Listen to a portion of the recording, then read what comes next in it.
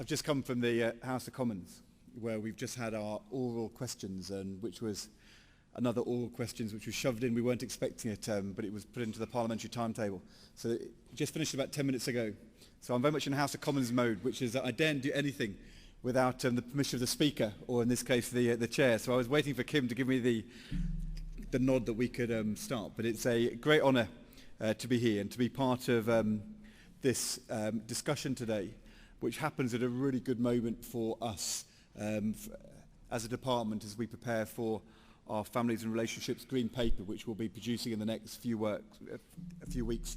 And I'd like to start off as well, because it's the 10th anniversary of the Family and Parenting Institute, to say thank you to the Institute for all the work and support and guidance and sometimes challenge that you've given me and also Dawn Primarola, Bev Hughes, a number of children's ministers over the past decade. And I think you've been very important in particular for always making sure that what you say is based upon research, it's based on evidence, it's not about prejudice, it's about genuinely trying to find a proper understanding. And I know that as well as Catherine, who's come over from the Fawcett Society now to be the Chief Executive, everybody will join me also in saying a particular thank you to Mary McLeod for the outstanding leadership she gave to the FPI over all of those years. I'm also looking forward to the arrival of Matthew Taylor, who's going to be speaking after me.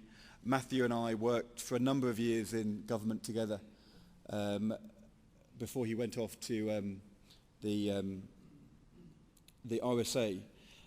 And he also wrote a great article in the Times on Friday, where he talked about conferences. I don't know if anybody's mentioned this to you today, but he wrote in an article on Friday two things. First of all, that the last hour at a conference is always called wonder time, because people spend their time looking at their watches and wondering whether they'll be able to catch the early train.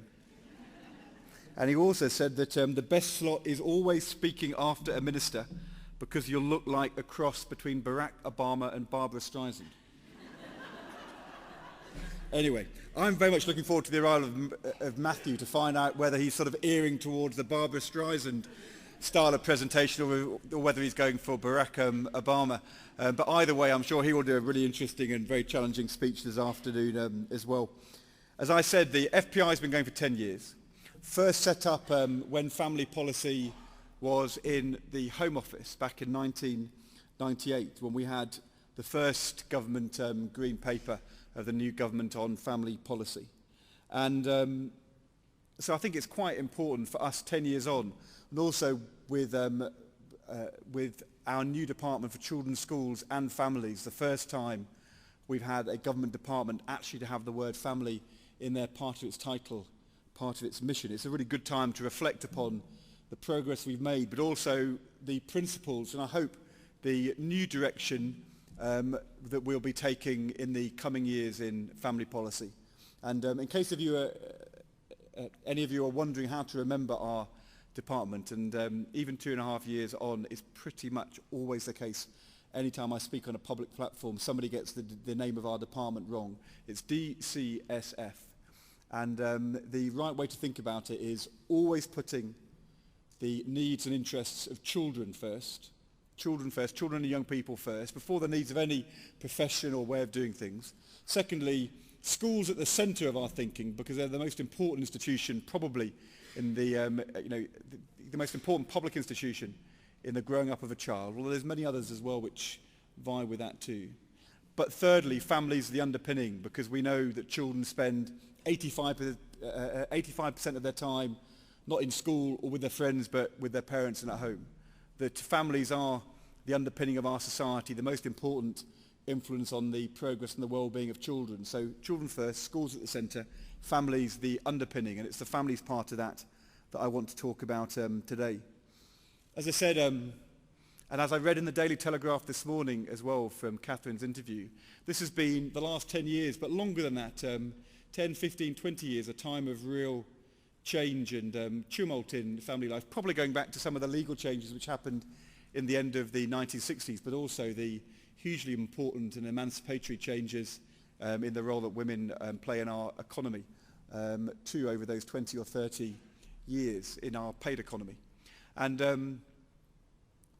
I apologise if you heard this before, but this was brought very much home to me by by a particular story which my mother-in-law told me about a particular day she had in our at home. Yvette and I were both at work at the House of Commons, and she was having an argument with our children. She was a child carer for that afternoon, and our oldest child, who at the time was 8, middle child in the middle of about, he would have been 5 at the time, was being particularly naughty and was under the table, and my mother-in-law berated him.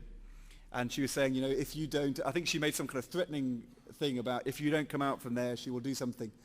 And she told us afterwards, she was completely taken aback when our oldest child, then aged 8, said, Grandma, she said, you're getting it all wrong. It's not going to work, she said. It's not going to work talking to him like that. She said, the important thing is, she said, this is our 8-year-old daughter, you can't use 20th century techniques on 21st century children, which completely shut my mother-in-law up, absolutely. But it is a different world, and we do have 21st century children now, and they are very different, and they have different expectations, and, you know, and in some ways it's really hard to be, I mean, probably it's hard to be a parent in every generation, but I think in this generation in particular, because of the way in which change has occurred, I think that we're quite good at teaching our children to cross the road, because when I was at school, I learnt the Green Cross Code as well, and I was a member of the Tufty Club. And the truth is that crossing the road is in some ways is more complicated, but it's the sort of same techniques as it was when I was at primary school 35 years ago. But when you go to something like safety in the internet, cyberbullying, the use of mobile phones, access to the right kind of websites and the wrong kind of websites, the fact is that as adults we have no experience really of growing up in that kind of environment at all. We are trying to learn and at the same time give guidance in a world where often our children are more expert than we are in the use of technology. One of the things which really brought home that 21st century children point was when Andy and Burnham and I were working with Tanya Byron on the review of internet safety. And she said something which just completely took me by surprise, and I went back to check that this was indeed true, which was that the YouTube's stated policy on its website, not to be honest I think as prominent as we would like, but stated policy was that YouTube was not suitable and its content wasn't suitable for any children aged under the age of 13. And this was a complete revelation to me. And it wasn't something that I'd understood at all, and it certainly made us think about some of the content, but also the ease of access that our very substantially under 13 children had to the internet, something which you wouldn't be thinking about if you're thinking about crossing a dual carriageway, age 8 or 7 or 6. And so it is a fast-changing world. And as Catherine was saying today, we've also seen very similar changes happening in the structure of families, the role that the work is playing, the sharing of work responsibilities, the role that grandparents are playing in supporting families, also the way in which the introduction of civil partnerships, but also changing attitudes to marriage and divorce have changed family structures.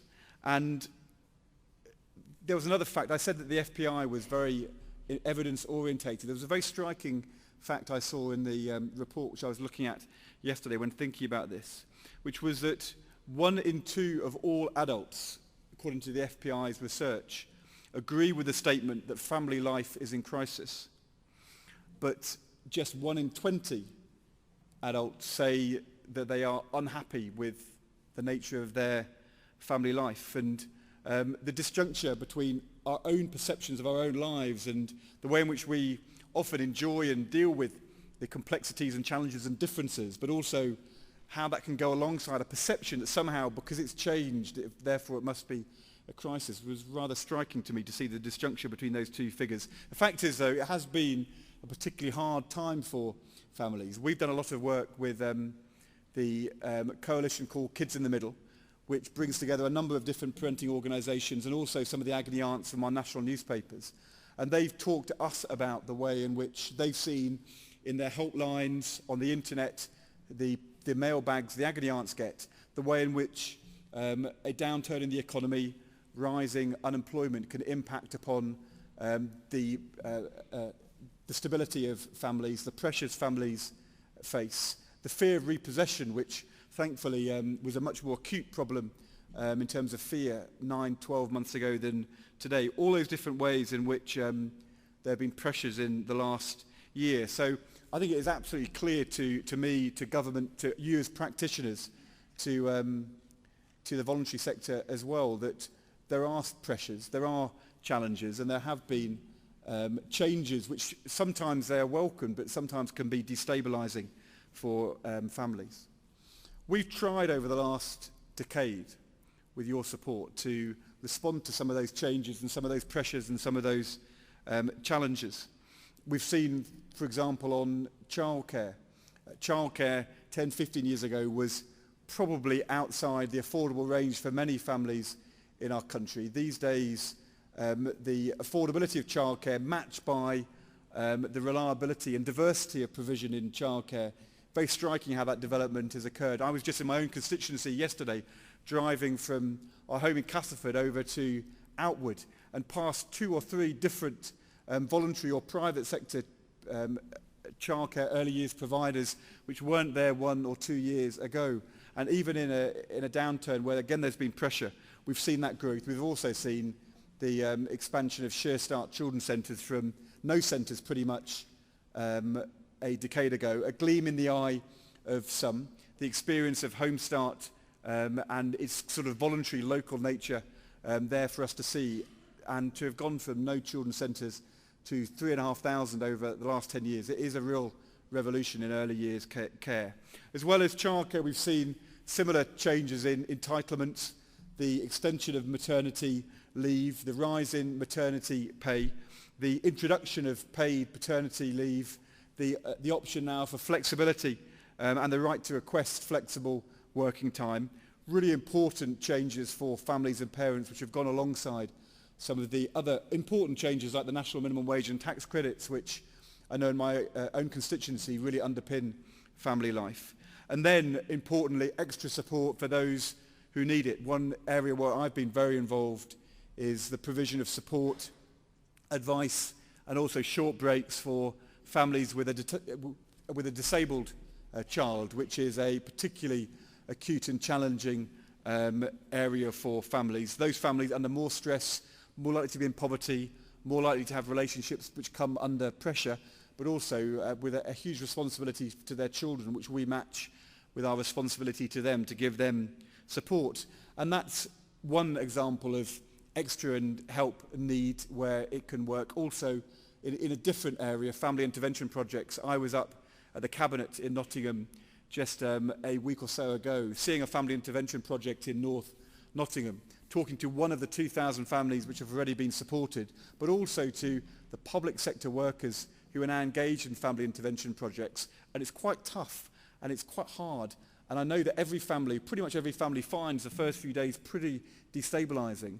But the change it can make, and if you look at the statistics in the first 2,000 families on reduction in truancy, reduction in domestic violence, reduction in alcohol and drug abuse, children and parents getting things onto a more positive track, and the enthusiasm of public sector professionals in seeing an intervention which really starts from the need of the child and the family together.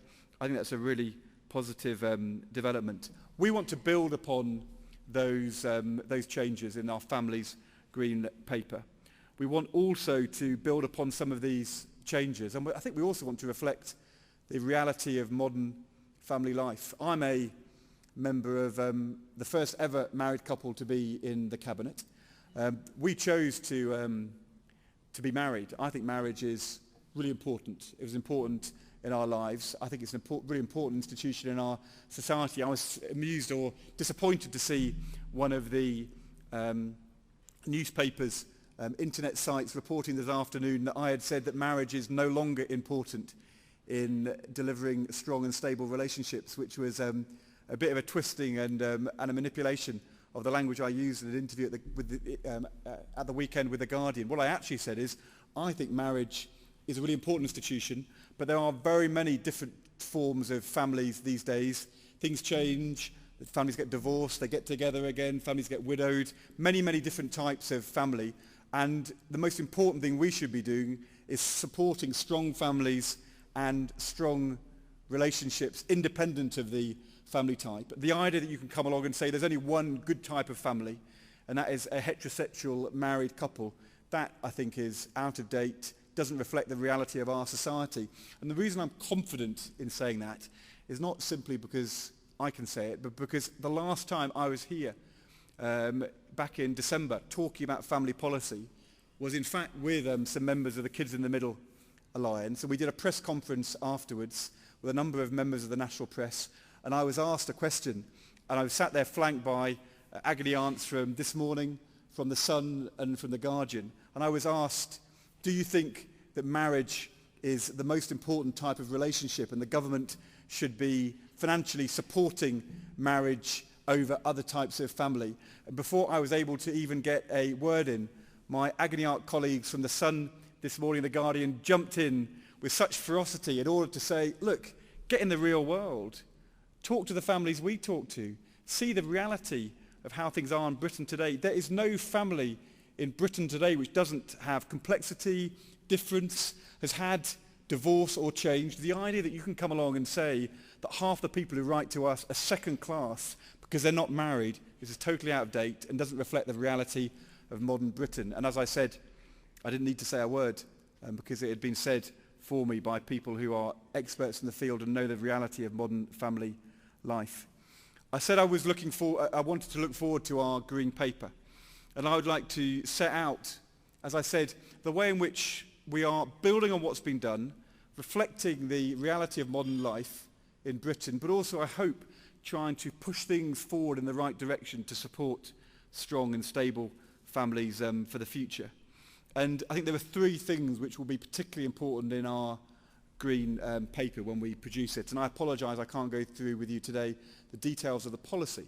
But these are three principles. First of all, I think the first principle is a growing appreciation that if you are concerned about the happiness and the well-being of children and of young people, it's not enough to think about the ways in which families support children.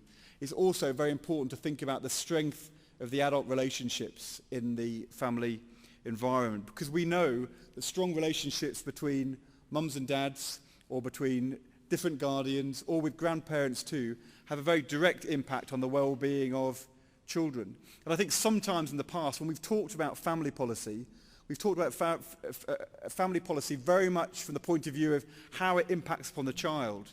So should you have maternity or paternity leave so that parents can be with their child?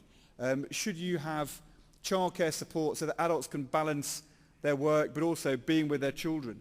I don't think we've thought enough in the past about the way in which actually supporting strong relationships between adults then is in the interests of children. So on the one hand, having adults who are able to share the burden and the joy of bringing up children and work, and are able to have maternity and paternity leave flexibly together, and to work out how to do that together rather than one partner rather than other playing the full role, that strengthens the relationship, which then directly impacts upon the well-being of the child. On the other hand, if a relationship is under pressure and is coming under strain, may end up breaking up. The way in which the adults deal with each other, the way in which they deal with their differences, can have a very direct impact for good or for bad on the well-being of the children. And one of the very powerful things Kids in the Middle have said to us is you need to get advice out to parents to make sure that the children don't become a football in a relationship under pressure, kicked from one side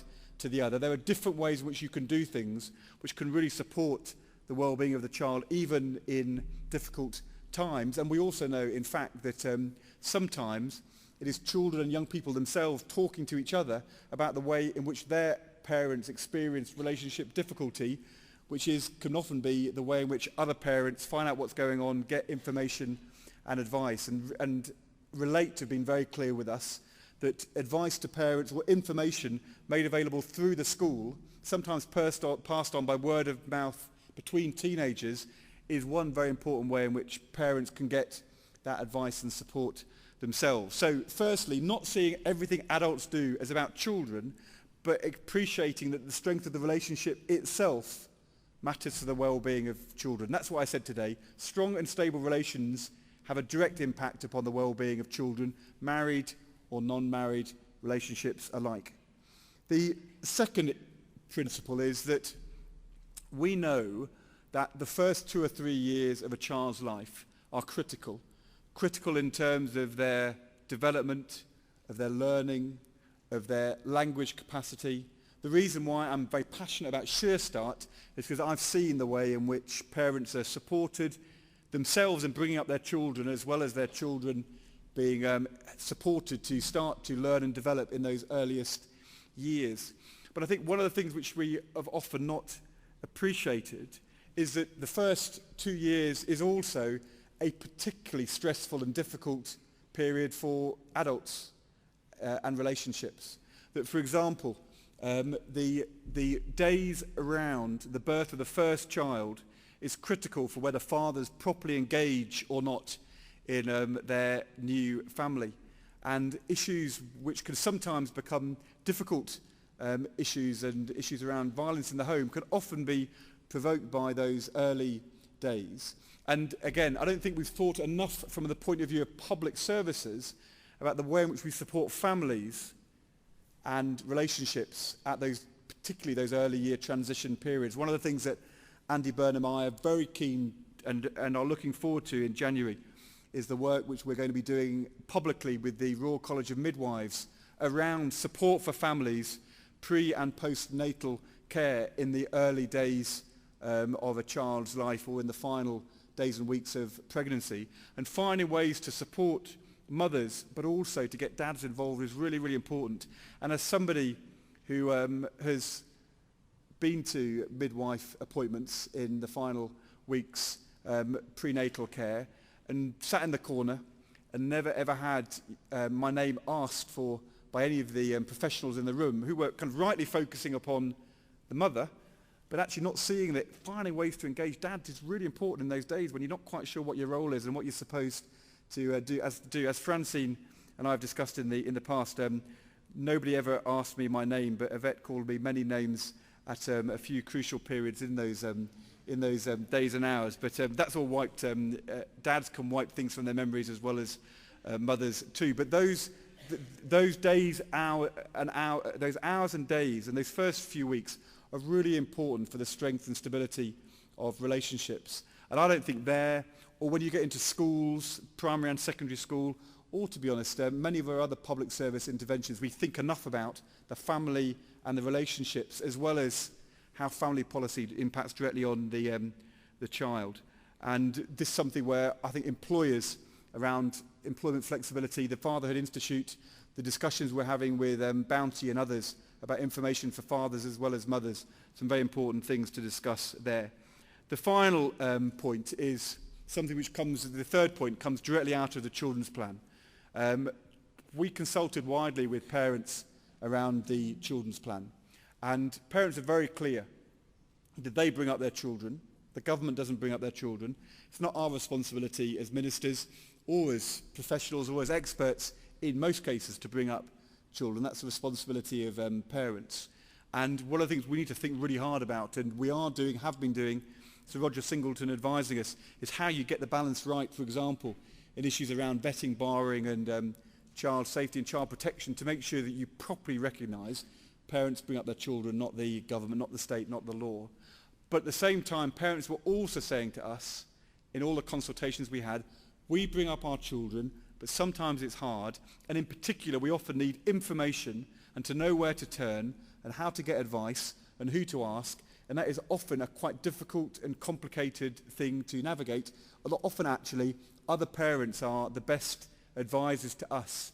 They can understand the world in the way in which we see it. You see that in the success Mumsnet and Net's Mum have had in the way in which they support parents. And you know, in a more particular way, as I said, around disabled children and their families, disabled children's parents are always clear that advice from other parents who've been through it before is as important as advice and coordinated advice from the lead professional in bringing up a child. So, as I said, 3 principles. First of all, recognising the importance of supporting strong relationships and how that impacts on well-being, in particular in the early years of a child's life, but throughout their growing up, making sure that public services think about the world from the point of view of the family, and including dads in that as well as mums, and then recognising that the state mustn't try to take responsibility from parents. They bring up their children, but we are being asked regularly for information support to know where to turn, and it's important that we do provide that information. Your conference is called Challenges and Choices, and there are going to be some choices coming up in our politics in the next 6-9 months.